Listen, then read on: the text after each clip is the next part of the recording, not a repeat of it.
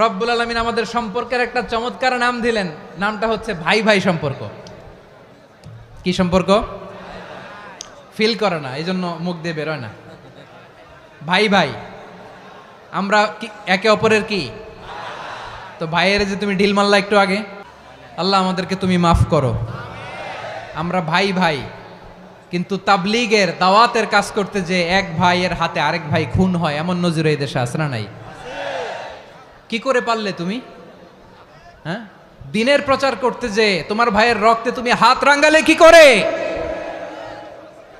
আমাদের সম্পর্কের নাম দিয়েছে আল্লাহ তাআলা ভাই ভাই।